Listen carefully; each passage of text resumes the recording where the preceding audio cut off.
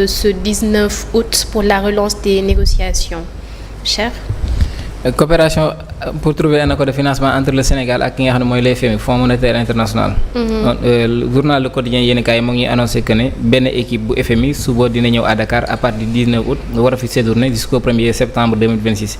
Équipe boobu nag ki koy diriger moo ngi nekk madame la directrice générale madame Mercedes Vera Martin moom mu nekk chef de mission pour le Sénégal war na ñëw à partir de demain au Sénégal accompagné d'une forte équipe pour ñu continuer les négociations yoo xam ne ñoo ngi ko commencé woon depuis 2024 entre l'État du Sénégal ak le Fonds monétaire international. ñoo ngi wax ne au cours de cette mission les services de FMI ñoom dinañ toog ak les autorités sénégalaises pour poursuivre li nga xam ne mooy waxtaan bi ñu démarré woon xool man nan la ñuy def ba décanter la situation ndax est-ce que dañuy financer le Sénégal wala duñ financer le Sénégal mais il faut retenir qu'à partir de demain 19 jusqu'au 1er septembre dina am benn équipe FMI boo xam ne dinañ séjourner au Sénégal et ki leen di jiite nekk Mercedes Vera Martin chef de la mission. Merci beaucoup cher alors dama koy commencer directement ci Grand Pape FMI à Dakar. ban jàngat nga ci def. bon léegi yaa ngi may wax loo ci wàllum économie. man économie du sama domaine la nga bëgg ma cee wax loo te ma ko buux Grand Pape rek. non wax ci tuuti après ñu. bon en tout cas yaakaar dina am parce que quand même depuis 2 ans bi fi nguur gi amee ba léegi mënaguñu am entente ak RFI pour que xoolal ma naan RFI sax. FMI. en fait dafa am benn citation bu RFI bu ma bëggoon fàttali sànq mu far mu rëcc ma. xam nga bi ñuy wax wàllum dirigeant boo xam ne 2 ans du kii mandat.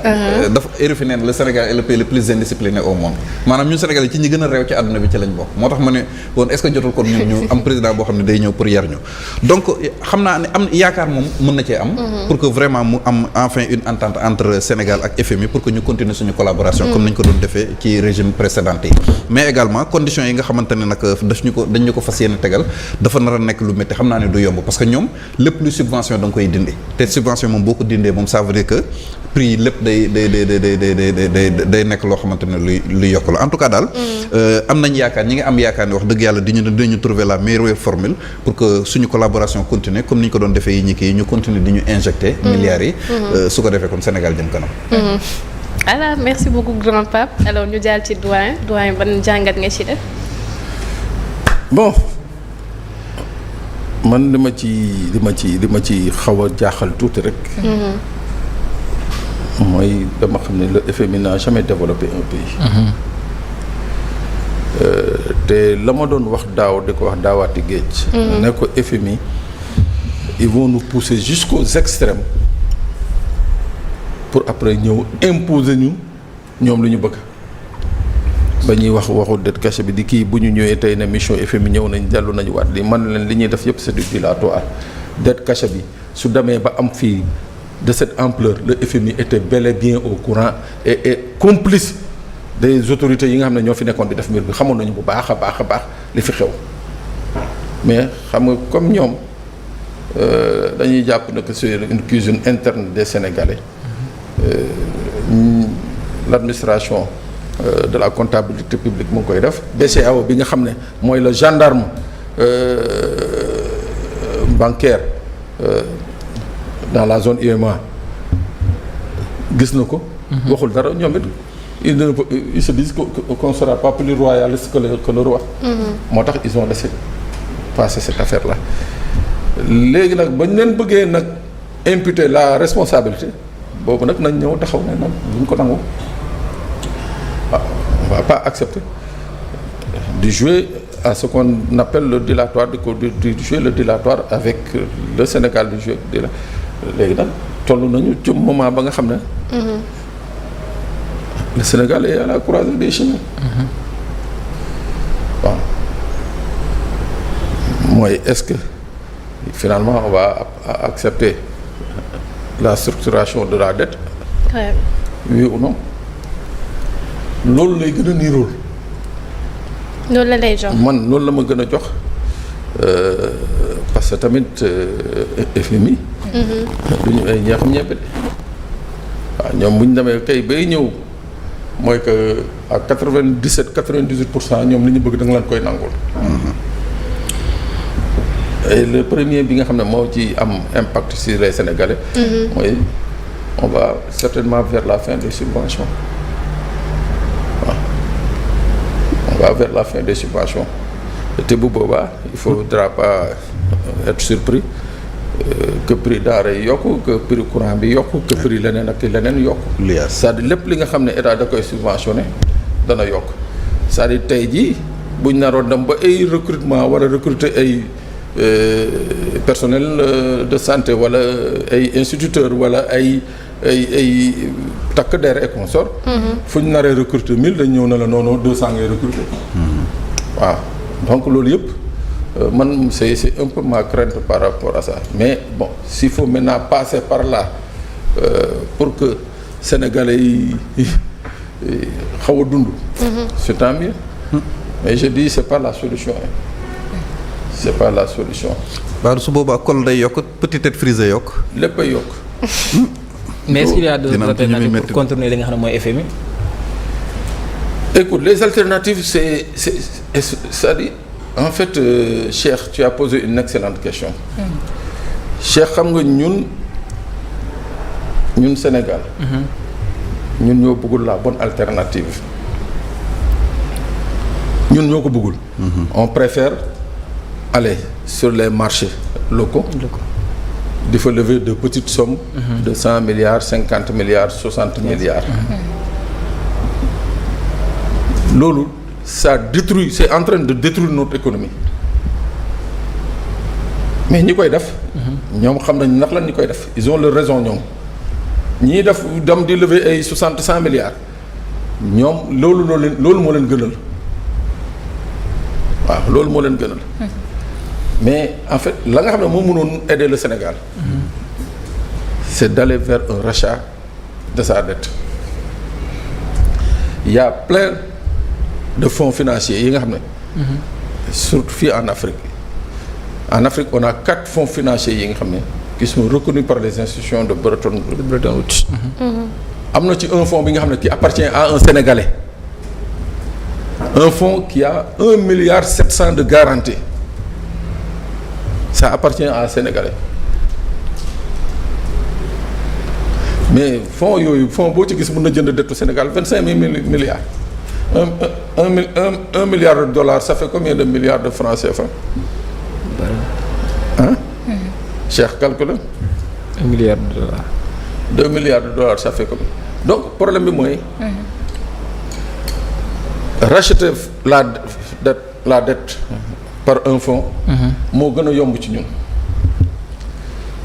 gis nga mine yi ñuy jugement yi ñuy joxe mine ay kii pétrole yeeg. gaz yi ñuy joxe. garantie. comme garantie yi ñuy joxe nii di ko jox nit ñi ñuy exploiter. tu cherches quelqu'un qui a un fonds nga ne ko man sama dette 25 000 milliards la. mu ne la man jox ma dette bi man je prends la dette yow état léegi loo may jox garantie. permets-moi d'exploiter une partie de ton pétrole wala une partie de ton zircon une partie de ton or ou bien une partie de ton phosphate. ñu xool 25 000 milliards yi c'est sur combien d'années? ci année yooyu dinaa la rembourser dinaa la fay impôt dinaa la fay nanga fa nga et je vais créer de l'emploi mais loolu ça n'arrange pas les politiciens. parce que amul ay commission amul rétro commission ça n'arrange pas les gens. mais on peut bel et bien trouver une solution. On peut bel et bien trouver une solution mais ça n'arrange pas. Les gens n'en veulent pas. Doyen en dehors du FMI ak li nga xam ne mooy la Banque mondiale est-ce que gisoon ne les pays africains dans son ensemble je parle pas du Sénégal mais l'Afrique dans son ensemble jotut ñu mettre en place benn bloc wala benn alternative boo xam ne ñoom dinañ mën a contrecarrer ces puissances là. Oui xam nga ñun déjà le problème avec nos micros états là. njiit yi nga xam ne dañu bëgg nguur ba nga xam ne koo ci ne woon bàyyi une parcelle de ta souveraineté. ñu dajaloo pour mun a créer kenn du ko nangu. donc c'est dans la faisabilité où ça pose d'abord problème. Cheikh xam naa monnaie unique moo ne ci xelam. non au-delà de monnaie il y a le BRICS à côté mais BRICS boo xoolee l'Afrique du Sud il en fait partie. Peut-être les autres pays c'est Inde Brésil ainsi de suite. mais il y a que l'Afrique du Sud comme pays africain en fait partie. pourquoi pas les Africains ñoom ñu jéem a teg benn alternative boo xam ne day mën a contrecarrer Banque mondiale wala FMI. mais chaque fois ñu dem FMI Banque mondiale. non duñ ko nangu xam nga y a la Banque européenne. de développement. te pourtant les Européens ñu ngi bokk Banque mondiale ñu ngi bokk FMI. effectivement. mais ñoom seen développement jëlewuñu ko FMI wala Banque mondiale ci Banque européenne. donc li Cheikh wax lu am solo la mais ñun ñoo ko dul nangu bokk. y a la BAD y a la Banque africaine de développement. qui est là y a la BOAD. y a la BIDC. ce sont des banques yi nga xam ne qui peuvent aider au développement mais boo xoolee état yi ils préfèrent ñoom ignorer ces institutions là aller ailleurs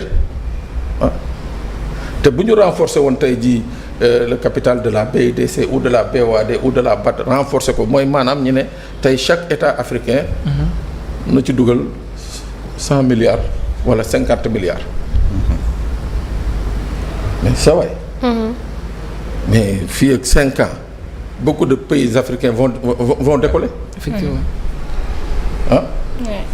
parce que xaalis bi ñu fay dugal nañ leen di leb ren bu ñu lebalee Pape Ndiaye ak Amina déwén ñu lebal Aramata ak Cheikh ainsi de suite mais les gens ne le feront pas waaw les gens ne le feront pas. ils préféreront vivoter avec les petits trucs là malheureusement mais comme je le dis gis nga Cheikh. tant que ñu ngi ci logique dem sur le marché local di lever ay 47 milliards et 80 milliards di këram. ça va tuer notre économie fii suñu bëggul traiter avec le FMI il faut aller vers un rachat de la dette du Sénégal c'est tout. comment ça va tuer notre économie parce que le taux de change wala taux bi nga xam ne moom la ñu leen lebal c'est élevé. mais c'est élevé mais ñi lay lebal xam nañ ne que amoo possibilité dem feneen. si. ils savent que tu peux pas aller sur le marché européen ils savent que xanaa nga dem uti les TRS là. TRS loolu encore c'est extrêmement encore beaucoup plus grave pour l'économie sénégalaise.